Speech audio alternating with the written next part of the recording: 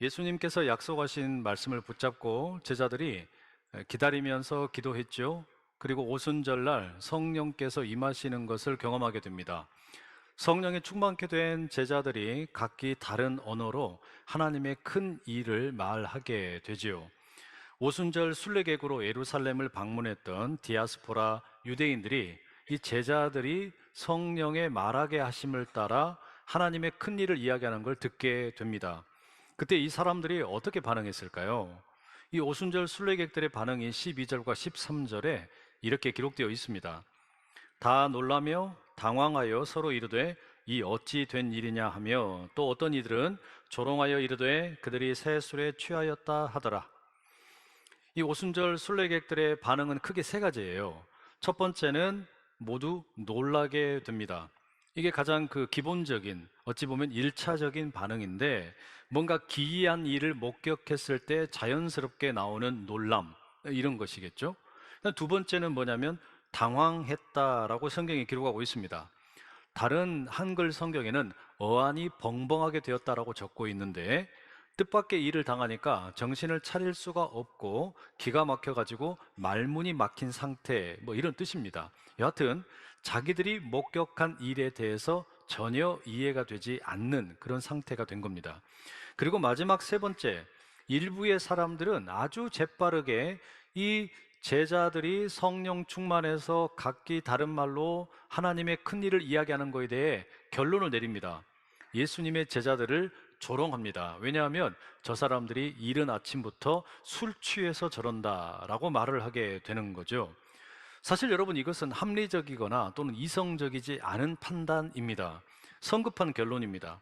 자기들이 목격한 일에 대해서 분명히 알지도 못하면서 이 제자들에 대해 조롱을 하고 비판하는 것이다 할 수 있겠어요.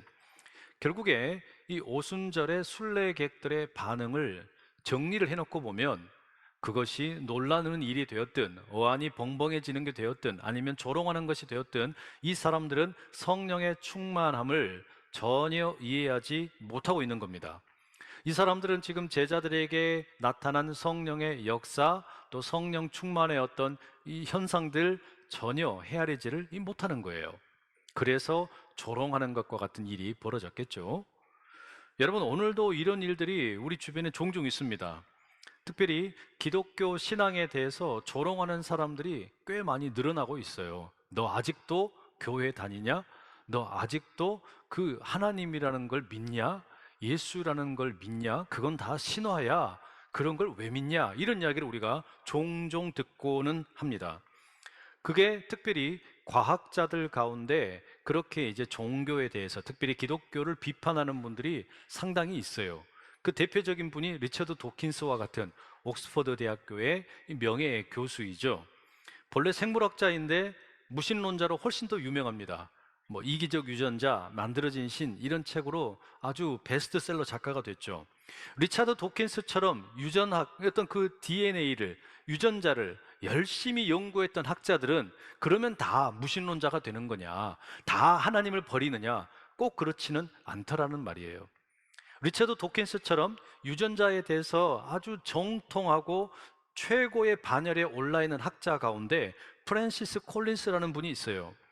이분은 인류의 최초로 31억 개의 유전자 서열을 해독을 하는 게놈 프로젝트라는 걸 진행을 했던 분인데, 우리 몸의 지도를 완성한 유전자 전문 학자입니다.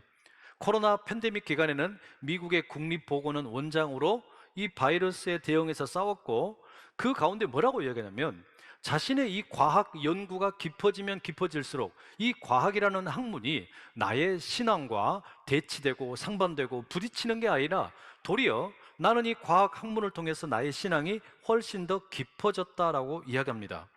근데 우리는 이런 이야기는 별로 접할 기회가 많지 않아요. 사람들에게 인기가 없어요. 오히려 하나님의 존재를 끌어내리고 우리의 신앙을 조롱하는 듯한 리처드 도킨스 같은 사람이 훨씬 더 우리에게 인기가 많습니다. 그런 이야기에 사람들이 더 열광을 한다는 말이에요. 그래서 드리고 싶은 이야기가 있어요. 혹시 여기 앉아 계시는 분들 가운데, 또 여러분의 자녀들 가운데 하나님의 존재에 대해서 의심을 하게 되고, 이 과학적인 사고방식 때문에 신앙의 어떤 믿음에 기반한 신앙이라는 게 하찮게 느껴지는 그런 분들이 계신다면, 리차드 도킨스의 이기적 유전자라는 책만 읽지 마시고 프랜시스 콜린스의 신의 언어와 같은 책도 함께 좀 읽어보시면 좋겠어요. 그래야 그 가운데서 내가 지금 가지고 있는 이 신앙이라는 것이 그저 폐기 처분해야 되는 것인지, 아니면 이것이 21세기에도 여전히 유의미한 것인지 우리가 판단할 수 있지 않겠습니까? 제가 드리고 싶은 이야기는 이거예요. 유전자에 대해서 세계 최고의 어떤 학문을 연구한 두 사람이 있는데, 왜 한 사람은 유전자를 그렇게 많이 연구했음에도 불구하고 신의 존재가 없다라는 결론을 내리고, 또 다른 한 사람은 유전자를 그렇게 많이 공부하고 연구해서 이 유전자를 들여다보며 하나님의 존재를 오히려 발견하게 되느냐라는 말이에요. 이게 여러분 우리에게 던지는 질문이 뭡니까? 우리는 이런 현실 가운데, 이 과학 만능주의 가운데 때때로 우리 신앙에 대한 어떤 자부심을 잃어버릴 때가 참 많아요. 교회에 대한 애정이 식어갈 때가 많다는 이야기예요. 과연 그럴 필요가 있느냐? 만약에 우리가 여러분 내 기독교 신앙에 대한 자부심을 잃어버리고 교회에 대한 애정이 식어버리면 남는 게 뭐가 있겠습니까? 이기적 유전자에 나오는 이야기처럼 나는 유전자를 실어 나르는 도구에 불과하고 유전자가 시키는 대로 살아가는 그런 존재라면 나는 그냥 허무한 존재처럼 비춰질 수 있다는 이야기예요. 여러분, 바로 이런 시대에 우리가 우리 다음 세대들 또 허무주의에 빠지고 또는 어떤 그 과학의 만능주의에 빠져서 눈에 보이는 것만이 전부라고 말하는 세상 가운데 어떤 이야기를 들려줄 수 있겠습니까? 본문을 보시면 베드로가 맞닥뜨린 상황이 이와 조금 비슷해요. 성령의 충만함을 힘입어서 성령이 말하게 하시는 것을 따라 하나님의 큰 일을 이 제자들이 막 이야기한 거 아닙니까? 그런데 돌아온 건 뭐냐? 조롱이에요. 업신여김을 당하는 거예요. 니들 술 취했구나. 이 이른 아침부터 뭐 하는 짓거리냐? 이런 식으로 비난을 지금 당하고 있는 겁니다. 바로 그런 가운데 베드로가 대표로 일어나서 그 군중들을 향해서 설교를 하게 되는 거예요. 베드로가 이 설교 가운데 뭐라고 이야기하냐? 제일 먼저 하는 이야기는 자신을 포함해서 우리 제자들이 술에 취한 게 아니라고 이야기합니다. 지금이 오전 9시인데 우리가 고주망태가 되어가지고 지금부터 이렇게 얼레리 꼴레리 이러고 있는 게 아니라는 거예요. 우리는 바로 그런 술 취한 것이 아니고 오히려 하나님의 영이신 성령으로 충만해진 것이라는 것을 이 사람들에게 해명하려고 합니다. 그래서 베드로는 요엘 2장 28절 이하의 말씀을 통해 성령의 임재의 사건을 해석을 시도합니다.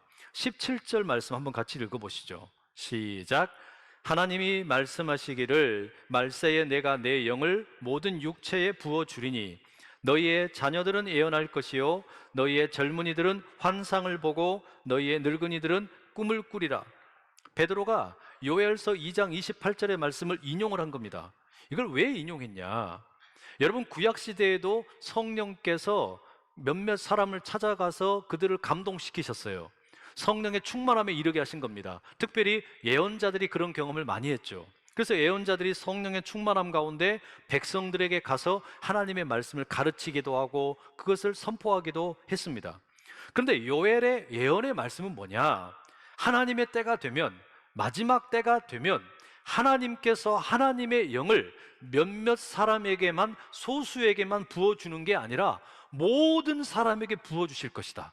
모든 사람이 하나님의 영의 충만함을 경험하게 될 것이다. 이걸 예언을 했거든요. 그런데 바로 그 말씀을 가지고 와서 베드로가 뭐라고 말하는 겁니까? 요엘이 예언했던 그 사건이 바로 오늘 우리에게 임한 것이다 라고 말하는 거예요. 우리가 모두 다 함께 하나님의 때가 되어서 하나님의 영이신 성령으로 충만함을 경험하게 된 것이다. 그러니 우리는 오전 9시부터 술에 취해서 헛소리하는 게 아니라 하나님의 영으로 충만하여져서 하나님의 큰 일을 증언하고 있는 것이다 라고 항변하는 겁니다. 그러면서 요엘서 2장 32절의 말씀을 인용해서 이렇게 선포합니다.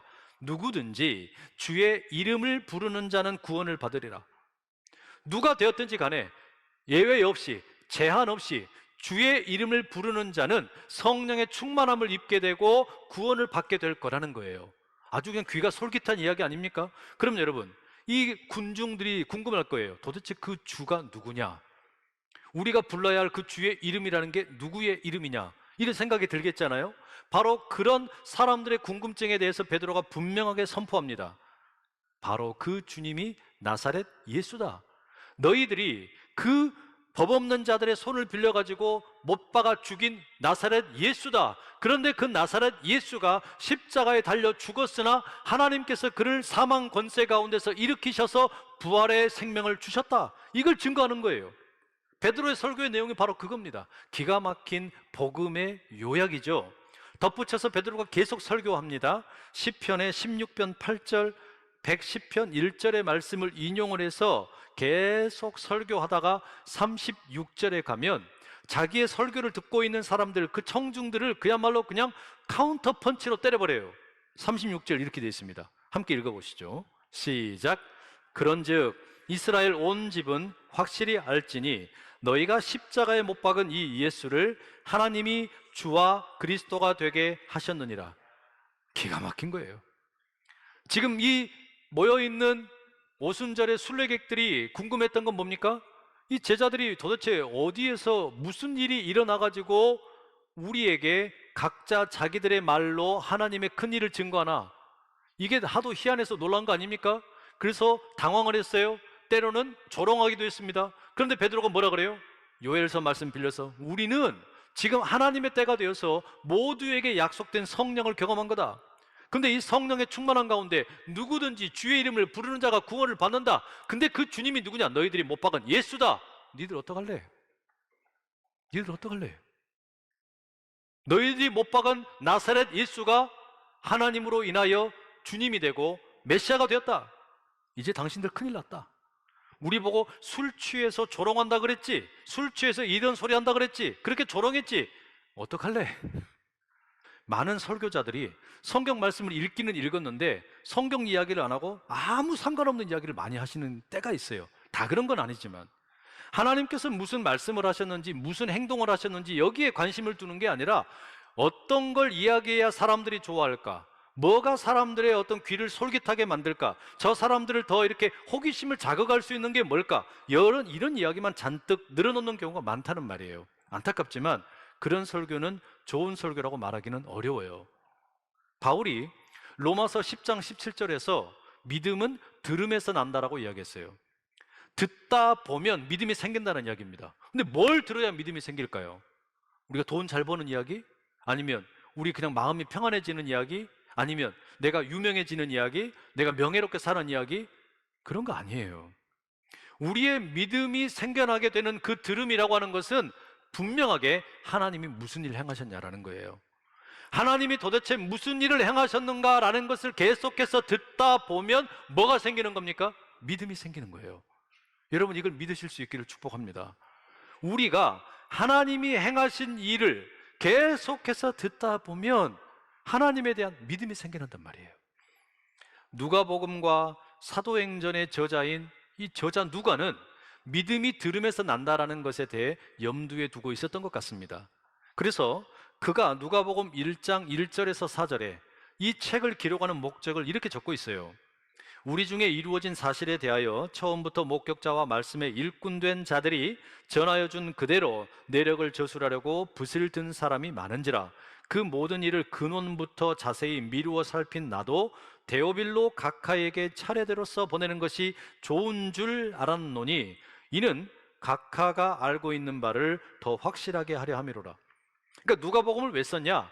데오빌로라는 사람에게 데오빌로가 알고 있는 게 있는데 이 알고 있는 바를 더 확실하게 하기 위해서, 당신이 알고 있는 내용을 더 분명하게 하기 위해서 이 누가복음을 썼다는 거예요. 근데 사도행전 1장에 가보면 1절 2절에 이렇게 되어 있습니다. 데오빌로여, 내가 먼저 쓴 글에는 무릇 예수께서 행하시며 가르치시기를 시작하신부터 그가 택하신 사도들에게 성령으로 명하시고 승천하신 날까지의 일을 기록하였노라. 그러니까 사도행전의 전편이 뭐라는 겁니까? 누가복음이에요. 그러니까 누가복음에는 예수님께서 행하셨던 일들을 잔뜩 적어놓고 이제 예수님의 승천 이전에 제자들에게 성령을 약속하신 내용까지를 적었다는 겁니다. 결국에 누가복음과 사도행전은 동일한 수신자를 두고 있어요. 데오빌로라는 사람입니다. 예수님에 대해서 무언가 알고 있는 사람이에요. 하나님에 대해서 무언가 알고 있는 사람이에요. 그런데 그에게 더 이 믿음이 확고해지도록, 분명해지도록 이 책을 적었다는 겁니다. 이걸 위해서 저자인 누가가 사용하는 방법이 하나 있어요. 그게 뭐냐면 여러 사람의 설교를 직접 인용하는 겁니다. 특별히 사도행전에 보면 약 30% 정도가 베드로, 또 스데반, 바울과 같은 설교자들의 내용이 많이 들어있어요. 자, 그러니까 여러 설교 말씀을 들려줌으로 해서 뭘 의도하는 거냐면 데오빌로가 알고 있는 내용, 익히 알고 있는 내용을 더 확실하게 붙들 수 있도록 돕고자 하는 겁니다. 여러분, 이게 설교의 목적이에요. 우리가 설교를 왜 듣냐? 그것은 내가 이미 알고 있는 내용, 내가 이미 믿고 있는 내용을 더 분명하게, 더 확실하게 믿을 수 있도록 돕는 겁니다. 이게 설교의 목적이에요. 설교의 목적이 또 하나 더 있어요. 베드로의 설교에 이게 잘 나타납니다. 베드로는 지금 이 유대교 순례자들에게 하나님의 역사, 예수 그리스도를 통하여 나타난 하나님의 역사를 증거합니다. 처음부터 끝까지 하나님이 무슨 일을 행하셨는지를 선포하고 있어요. 그리고 지금 자신들이 경험했던 이 성령의 충만의 사건, 그리고 각 나라의 말로 하나님의 크신 일을 증언하게 되었던 이 사건을 해석을 시도합니다. 그게 베드로의 설교예요. 그래서 이 베드로의 설교를 듣던 사람들은 어찌 보면 다 불신자들입니다. 아직 예수님을 믿지 않는 사람들이에요. 그런데 이 오순절 순례객들, 예수님을 믿지 않는 사람들이 베드로의 설교를 듣다 보니까 막 마음이 흔들려요. 마음에 찔림을 받습니다. 왜 그러냐? 베드로의 말에 무슨 유창한 언변이 좋아서가 아닙니다. 베드로가 막 어마어마하게 뛰어난 당대의 학자이기 때문도 아니에요. 그 이유는 딱 하나입니다. 베드로의 설교 속에 하나님께서 행하신 일이 너무나 선명하게 드러나기 때문이에요. 하나님이 무슨 일을 행하셨냐? 이 이야기를 듣다 보니까 이 사람들의 마음이 찔림을 받는 거예요. 그 내용이 37절에 나옵니다. 함께 읽어보시죠. 시작. 그들이 이 말을 듣고 마음에 찔려 베드로와 다른 사도들에게 물어 이르되 형제들아 우리가 어찌할꼬 하거늘. 베드로의 설교를 듣다 보니까 이 사람들이, 오순절 순례객들이, 예수님을 믿지 않던 사람들이 마음이 너무너무 찔리는 거예요. 여러분, 이게 설교의 목적이에요. 설교는 예수님을 믿지 않던 사람이 예수님을 믿도록 회개케 하는 능력이 있어요. 이게 설교의 능력이에요. 결국에 설교의 목적이라는 게 크게 보면 두 가지인 겁니다. 하나는 베드로의 설교처럼 아직 예수님을 구주로 영접하지 못한 이들에게 회개하도록 촉구하는 겁니다. 믿음을 갖도록 하는 거예요. 또 하나는 데오빌로와 같은 인물들, 어찌 보면 여러분들이죠. 여러분들은 또 다른 일종의 데오빌로와 같은 사람들인데 이미 예수님을 믿고 예수님을 알고 있는 사람들인데 그들로 하여금 이 믿음이 더 굳건해지도록, 그래서 확신 가운데 거할 수 있도록 돕는 것, 이게 설교의 목적이라는 이야기예요. 설교는요, 고민 없이 살던 사람들에게 고민하게 만드는 거예요. 나 예수 몰라도 잘 살았어. 하나님 없이도 잘 살았어. 성령을 몰라도 잘 살았어. 교회 안 다녀도 잘 살았어. 그런 사람들에게 어떻게 하는 겁니까? 고민하게 만드는 거예요. 그죠? 그리고 내가 이제 예수님을 알게 되었어요. 믿음이 생겼어요. 그런데 바로 그런 사람들에게 더 고민하게 만드는 겁니다. 그럼 고민만 하다 끝나는 이야기냐? 아니에요. 그렇게 고민하고 고민함으로 인해서 확신 가운데 거하게 하는 거, 바로 그게 설교라는 말이에요. 그게 하나님의 말씀이에요. 여러분, 설교가 중요해요. 교회는 설교와 함께 일어서기도 하고 설교 때문에 무너지기도 합니다. 그래서 여러분에게 간절히 부탁드리고 싶은 게 있어요. 우리 교회의 말씀 사역을 위해서 중보기도 해주시기를 간절히 부탁드립니다. 작년 예배뿐만 아니라 다음 세대 예배, 우리 사랑부 예배, 또 우리 국제사역위원회 예배, 모든 예배 자리 가운데 말씀이 선포되는데 그 모든 말씀이 하나님이 무슨 일을 하셨는지를 증거하는 살아있는 하나님의 말씀이 되고, 그 말씀 때문에 믿지 못하던 자들이 믿게 되고 믿음을 갖고 있던 이들이 더 강한 확신 가운데 거할 수 있는 그런 역사가 일어나는 말씀이 살아있는 교회 되기를 간절히 소망합니다. 예배 드릴 때마다, 설교를 들을 때마다 여러분 가운데 이런 반응이 있기를 축복합니다. 믿음은 들으면서 나요. 근데 그 설교를 듣는 가운데 냉랭한 심령이 되어가지고 그래 어디 엄마나 설교 잘하나 보자 이러지 마시고, 그냥 흘려듣지 마시고, 그냥 이게 그냥 아무런 가치 없는 그런 시간 때우기처럼 여기지 마시고, 하나님의 말씀이 선포되는 자리에서 이 말씀 가운데 심령이 열려서 마음의 찔림이 일어나기를 축복합니다. 그리고 그 가운데서 여러분 가운데 우리가 어찌할꼬, 내가 어찌할꼬, 이런 반응이 함께 따라올 수 있기를 간절히 소망합니다. 앞서 말씀드린 것처럼 바울은 그렇게 이야기해요. 믿음은 들음에서 난다. 믿음이 어디서 자라는 거냐? 하나님의 역사를 듣는 가운데 우리의 믿음이 난다는 말이에요. 그러니 바로 그런 역사가 우리 가운데도 일어나기를 축복합니다. 베드로를 향하여, 그리고 다른 제자들을 향하여 우리가 어찌할꼬라고 외치는 이 사람들, 이 오순절의 순례객들, 그들에게 베드로가 뭐라고 말합니까? 너희가 회개하여 각각 예수 그리스도의 이름으로 세례를 받고 죄 사함을 받으라. 그리하면 성령을 선물로 받으리라. 우리가 성령의 충만함을 경험한 것처럼 여러분에게도 요엘이 예언했던 것처럼 모든 육체가 하나님의 영을 선물로 받을 수 있다. 그러니 주 예수 그리스도의 이름을 불러라. 그리고 회개해라. 그리고 제사함의 세례를 받아라. 그러면 여러분도 성령의 충만함 가운데 거하게 될 것이다. 여러분, 이 베드로의 핵심은 우리 가운데 머물던 자리를 떠나서 이제는 예수님의 이름을 부르고 회개의 자리로 들어가라고 요청을 하는 겁니다. 그것은 곧 다른 삶을 살라는 촉구이기도 합니다. 제가 최근에 탈기독교 시대 교회라는 책을 읽었어요. 지난 리더십 세미나 때도 소개를 해드렸던 내용인데, 한 25년 정도, 한 30년 정도의 이 어간에 미국의 교인이 전체적으로 보니까 한 4천만 명이 줄어들었대요. 거의 우리나라 인구입니다.